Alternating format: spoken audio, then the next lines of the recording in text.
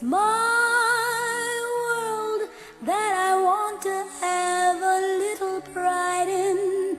My world, and it's not a place I have to hide in. Life's not worth a damn till you can say I am what I am. Good afternoon and welcome to Dublin City FM. You're listening to LGBTlife with me, your host Mick FitzGerald, and if I'm a little flustered it's because I've got some fabulous chaps in the studio and thanks to Dublin Bus offering what I can only call another appalling service on the 1 to 30 route. But that's a separate matter because today it's Pride and we are going to talk about all things Pride, but particularly Bear Pride, and that's why I want to welcome into the studio, welcome back, the big bear himself, Tom O'Connor. Tom, welcome back. Thank you very much, Mick. And a first-time guest, but we hope not an only-time guest, Michael Byrne. Michael, welcome to LGBTlife. Thanks very much. Afternoon, everybody. Yes. Before we talk it, the YouTube viewers will be able to see it in its glory. You've got a couple of fabulous T-shirts. What's the story behind those guys? Well, we came up with the idea of having a logo for Bear Pride in association with Dublin Pride.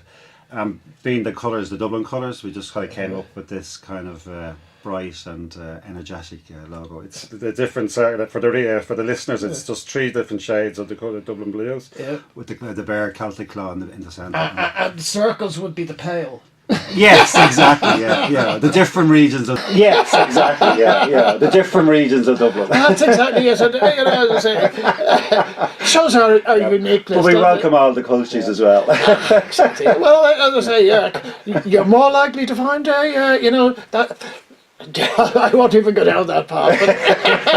But no, we welcome everybody from all over Ireland and all over the world. Yes. Yeah. But guys, Pride, it's we'll come and talk about Bear Pride in a second. But Dublin Pride, it's just going from strength to strength, isn't it? Michael and Tom, you've been what we would call associated with for quite some time.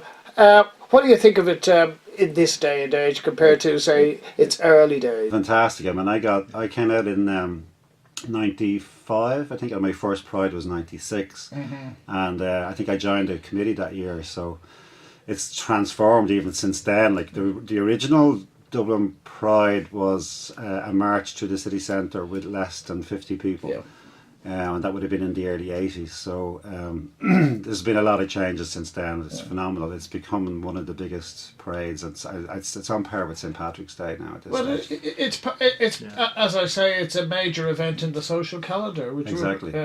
Tom, yourself, I mean, do you take more pride as each Pride comes along? Absolutely, yeah. I mean, my first Pride parade was the year of decriminalisation, and that was a sort of a double whammy because it was kind of it was my first time to ever take the courage to walk down the street in a parade, which was daunting enough in itself, but also very liberating.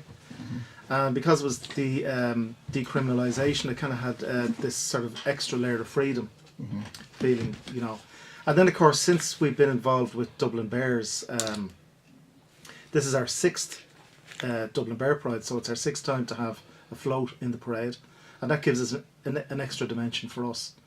Well, number one, we're organising it, but just to be marching in it in an organisation and a social group such as ours adds an extra dimension for us. Guys, we can't talk about an LGBT event without referring to the tragic events in Orlando. Last year, we had a massive crowd out there. We all went out there. We genuinely went out to celebrate what we had when we had made history. I don't think you can actually say we're feeling a sense of danger, but it's the sort of thing that's in the back of your mind as a result of that. What was your, just on a personal level, Michael, what was your thoughts when you actually heard of that event? The tragedy of it, just you can't put it into words. I suppose coming out, like I said, in 96, or got involved in Pride in 96. I mean, even at then, the people were saying, "Oh, why do you need to march? Why do you need to celebrate Dublin Pride?" And that would come from members of the community as well.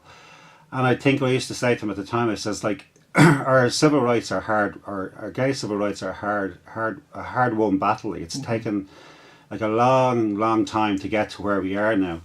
And there's still people around the country, there's still people in small towns and villages, and that was always prevalent, you know, going back to decades in Ireland, that people can get isolated, even today that can still happen. And there's issues around suicide with young people trying to deal with it, because the hardest deal about dealing with coming out is accepting it for yourself. That's the first battle. And we can see just around the world, I mean, there's still plenty of places in the world where being gay and expressing your gayness and celebrating pride is considered, you know, a negative thing. And I think we have to be very mindful of that. And I think the recent tragedy just emphasises that there's too many people sitting in the shadows that are quite happy to undo all the good that we've done over the last few decades. And it only takes one nutter. Exactly, yeah. You know what I mean? Yeah. So, I mean, although it's a human tragedy and it's specifically, you know, resonance for ourselves and the gay community, I think we have to be mindful of that, but we can't let it in any sense of aggression deter us from being who we are and celebrating who we are.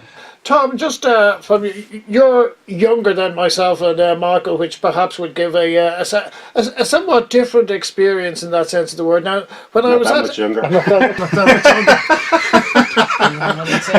Yeah, all I can say is you disguise it well. Anyway, moving swiftly on. No, I was we were at Pride I suppose it'd be going back about 7 years ago now, and it was starting to kick in, you know, it was getting a more diverse crowd, and it was getting a younger crowd, and so on and so forth.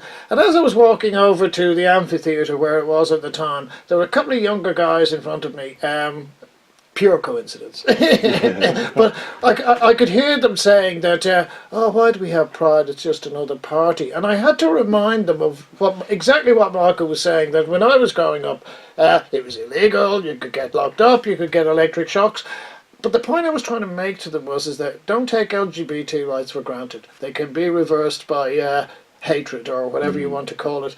How does your generation see that, Tom? Do you walk that middle path between ours, which probably has an inbuilt sense of fear or perhaps apprehension about because of it, or do you say, well, hold on, the future is ours to claim? No, I would absolutely have that that sort of built into my DNA now. It's like, as Panty was saying in her famous speech, you know, I check myself at the traffic lights and stuff, you know. Yeah.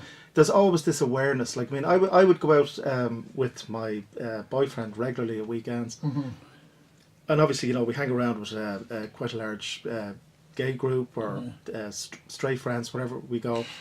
But I'd still be very conscious of, say, holding hands or kissing them on the street or something like that, you know. But I think, you know, you have to be kind of careful in the city at night time anyway. But I think the whole thing about those arguments about not having pride and stuff like that, number one, there's never an excuse for having another party. You know, the more parties, the better. And as pride in Dublin and Ireland in general is getting bigger, more colourful, more celebratory, I think we all still keep it in our minds that it is a political statement, it is a political presence. And it's really important, if you think about it, not just about our history, you know, where it took so long to come out. As you say, there are people and places who will reverse any legal decisions in a second if you let them. Particularly if you look at like the fundamentalists, both in Christian fundamentalism in this country, we've seen it in parts of the States, particularly the southern states, Russia, Africa, Turkey recently, they're having anti-LGBT riots. Yes. You know, it's really important that we are visible, colourful, that we make a lot of noise, and we let people know that we're here. And what was the old phrase in the 80s of, we're here, we're queer, and we're not going shopping. Yeah. But we do. But we do. It's kind of just, you know, a little thing on the side. Well, you've got to have something to do between being here and queer. Exactly, yeah. But no, it's really important. It's really important to me personally. I mean, I love Pride. I love the colour and the crack and I'd love to actually be able to stand back and see the parade come by. Yeah. But I think it's really important I think it's important politically. I think it's very important psychologically for people to see that, you know, even if you can't go out and march in the parade, there are people out there representing you. And like, representing just to the pick up on rights. that, I mean, it did start as a demonstration. That was the basis of Pride. Yeah. I mean, for people that don't know, it started with the Stonewall riots. It was basically the drag queens and the Lego queens were the ones that just said enough's enough, and that kicked it off. And the same in Sydney. And the same in Sydney. Same in Sydney, where the first Pride was basically, shall we say, seen to by the police, and it's always the drag. And I've often said this to Panty. I have a huge admiration for the drag queens because they're more visible and they're easier intimidated. So we can't never forget to acknowledge that. And we're lucky now in Ireland and a lot of places in Europe and most places in the States that you can celebrate it openly. And I think with the marriage equality as well, that kind of got that feeling altogether, because that Saturday was like another mini Pride. You know, the whole city was celebrating. Well, I'm probably going to upset my Republican friends with this one, but I think in the fullness of time, 2015 will turn out to be a bigger milestone for Irish culture than 1916. Because the people took charge. Exactly, it wasn't a minority. Not that I'm knocking 1916, but the 2015. Anybody who was there, you will take that to the grave experience with you, and again. But something, Mark, you're going to talk to us about the history of leather in Ireland, which is a subject that not only is emerging of great interest, but something that I have been very pleased to see with Pride is that it's now becoming a celebration of diversity. It's so. We know that the LGBT culture and community is very diverse in itself, but the stereotypes have often come to the fore, and I think that's one of the things I feel that's great about it. How do you feel yourself? I mean, I know a lot of people. Sometimes people complain and say like, "Oh, why do people have to dress up?" and why do the drag queens have to be? Why can't they just look normal? And I said, because we're not normal. We're not straight. You know, I mean, I don't see normal as a positive thing. I see normal as a negative thing because it can hold people back. You might be a punk rocker. You might be, you might be creative in how you dress. You might be gay. You might be straight. You might be bi. You might be a drag queen. You might be a leather queen. They all have places in society, and I think that's the message: is the tolerance. And I suppose in a way, and this is where I'm going to be defending some of the people I know. The people who are LGBT and who choose to sit at home and wear Pringle sweaters and live very what I would call distinguished lives or not draw attention to themselves, I think they're equally important. Oh, absolutely, absolutely. I mean, that's the whole point. Is that there's some people kind of raised the eyebrow when we came up with the whole Bear Pride thing and the Bear Pride logo, but we do it in celebration with Dublin Pride, and it's to show that there are distinctions and there are subtle needs and subtle differences between. I mean, the whole bear culture is born out of the kind of commercial, waxed beautiful bodies. I mean, there's nothing wrong with that. Don't get me wrong. I mean, I like a nice body as well. But there are other aspects to being gay, and you can be a teacher, a plumber, a politician, a professor in university, and you don't have to look like Keanu Reeves. And the message is that you can, and I think that's what came out of the marriage equality, is that it was people realised around the country that they knew gay people, they had them in their families, they had them as next door neighbours. So I think that's the realisation. The whole letter scene. Tell us about that. I mean, it's gone through various different connotations over the years. There used to be a group that met in the George before I came out. I think it just finished shortly after I came out. There was another group called DISQO. Did they dress in leather when they went to the George? Or, they used to meet once a month upstairs in the old George bar upstairs, and then there was dress code, and there was rule for a while, and then I formed a club with a few committee members. Joe Harness, actually, a friend of ours who unfortunately we lost earlier this year. He came back from Chicago and he put an ad in GCN about starting up a leather group. And from that, then we formed Lube, which was Leather Uniform Bear Encounter, and that was to try and create that kind of club atmosphere where if you came from the fringes of the gay community, you could find somewhere that you would feel comfortable with. And that lasted for a number of years. Unfortunately, that declined, and then Rule was around for a while, and then the greatest achievement at the moment is Geared Ireland, which is now in its third year, and it's been grown from amazing strength to strength. Last year we had Kevin Murphy, who won first runner-up, which is at the International Mr. Leather competition, and that is an amazing achievement. I mean, people don't realise that basically when you're the first runner-up, you're almost like International Mr. Leather by default. You kind of they're usually. I think what they usually try and do is they'll have a contestant from Europe in the top 3 if they can, and Kevin, luckily enough, won it last year, and he was the first ever Mr. Leather Ireland. There was 2 previous entrants, including myself and Joe, but at that time we decided I went in as Mr. Dublin Leather. Joe was Mr. Lube Leather, and we made that conscious decision because we didn't run a competition. Okay. So we kind of kept it in the background that should we ever be able to have a formal competition, that title then would go to that title holder. So so to have our first ever Mr. Leather Ireland in IML and become the first runner-up was it's a great achievement. Yep. And then of course we had Conor this year. Conor was here. Yes, yeah. Tell me, and I spoke to Conor before he went off to Chicago, and one of the things he was suggesting to me was that, if you like, the lack of a specialised venues was, to a certain degree, it was an inhibit on the culture. How do you feel about that? Oh yeah, I mean, like when we were running Lube, it was a major. We changed venues several times over the years. I mean, we kind of got mixed reviews. Like some people couldn't. Like we got one booking in, and they just, even though it was a very successful night, they couldn't cope with the concept. Other venues were very welcoming because what they found very quickly, and it's both with the Leather guys and with the Bears, is that we drink a lot. We're very polite. We don't cause any trouble, and we leave when we left. I mean, any of the security guards that once they've done one night with us, they're delighted to see us back because there's never any trouble, So, I mean, I suppose we've been lucky over the last few years that we have both ourselves and Dublin Bears and Geared have managed to establish good relationships with some of the commercial venues, and we're lucky in that regard. So, yeah, it would be great to have a leather stroke bear bar or 2 dedicated bars, but in the short term, I don't see that happening. Is that something you'd endorse as well, Tom, or are you as I say, a bit of a roamer? No, we've been keeping our eye on a few venues over the last few years. It would be lovely. I mean, when you think about it, Dublin City, it's such a big and vibrant city with a very vibrant gay scene, and yet it doesn't have its own official, if you like, Bears bar or Leathers bar like any other city, smaller cities around the world, especially Europe. They'd always have a dedicated one.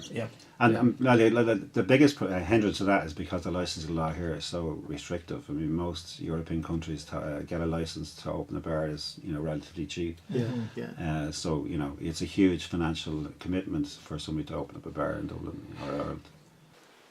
Is there any way around that, sort of, for argument's sake? Like when I lived in Sydney, which again is a different standard in the sense because it's a much bigger market, there was at least 2 dedicated leather bars that I knew, and then there were other venues that would have leather nights and they would have demonstrations and a whole range of things. Now, people tend to be more legally creative over there that will redesignate it as something else, like instead of being a leather bar it'll be Tom's 21st or something like that. What is the issue, perhaps capital rather than necessarily the if there was enough money, put it this way, Michael, is there a market there for it, I suppose? I absolutely believe there's a market there for us. I mean, but there's 2 things. Do you take the financial commitment to open up a dedicated bear stroke leather bar or both or independently, that's, if I won the lottery tomorrow, I would certainly give it serious consideration.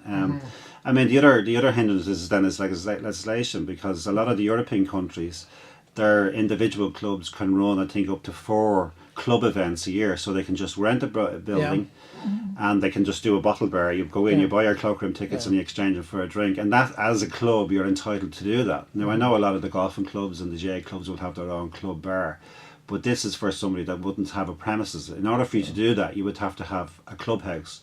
So you might as well go down the road of opening up a bar. So there is needs around the gay community, finding space for themselves. I mean, sure, some of the women would like their own dedicated space as well. So I think, though, in fairness, like we've been very lucky with venues. I mean, we've kind of, if you like, created Dublin's unofficial Bears bar, which is Neelan's. Which is Jack Neelan's, yes. I mean, you just mentioned Bears. Oh yeah, Neelan's. Which is fantastic, and they've been wonderful to us over the last few years. And we've also got on very well with other venues. We've had some fantastic club nights in Voodoo Lounge, which is essentially a rock venue. And I know Geared are very lucky then, they're working up in Fibbers, up in Parnell Street, which is I think a venue that really suits And to be fair, I mean, both Oscars as well and the George have been very supportive as well. Yeah. So I Maybe mean, we just need to punch our weight economically. I mean, that's the reality. What you're saying to me, guys, is that there is a sufficient market there to make it worth somebody's while, and just get it organised. Yeah. Let's move on, because we're coming up to Bear Pride and you've got a couple of big nights happening, so I'm going to let you tell us about them. Great, I'll just run through it quickly. I mean, it's the Dublin BEAR Pride. We started it 6 years ago, and basically we have, I think what started off as maybe a 1 or 2 night event has now expanded. Yeah. So this year we're starting on Thursday with a pre-Pride party in Bridie's Bar in the George. That's with Elstyra. And we kick off proper... What time is that at, just as a matter of From reason? 10 o'clock. That's fine. And it's free in. Yeah. And another point to note is that all of our events are completely free except for the Bear Party on Friday night. And we charge €5 into that, and we will be making a donation to Dublin Pride. Yeah. So, but basically... Any dress codes? There's no dress code. Yeah. We don't have a dress code. But if you turned up, say, in a squirrel outfit, that might be okay. That's absolutely. That's what rocks your boat. Or rock your nuts. Everyone's welcome. Just leave the attitude at the door. If in Michael's case, a tight little squirrel pouch made of the finest. We also, another point, even though I said they're all free, all of our events are open to everyone, except we do ask that the Bear Pride party on Friday night is for bears and men who like them, so if people could respect that. That's fine, yeah. And of course over 18s. Yes, absolutely. yeah, absolutely. So I mean that's great. I mean, if you like, our HQs for this weekend are going to be Oscars in Christchurch and the Parliament Hotel, because we're in Copper Alley, we're in Oscars on Friday night, we're in Oscars on Saturday night. We've got the wonderful Rosie Howick back this year. She does Kylie on Friday. She does Lady Gaga on Saturday. She went down a storm at the Mr. Bear Ireland competition. Okay. And you having the Bear bus this year?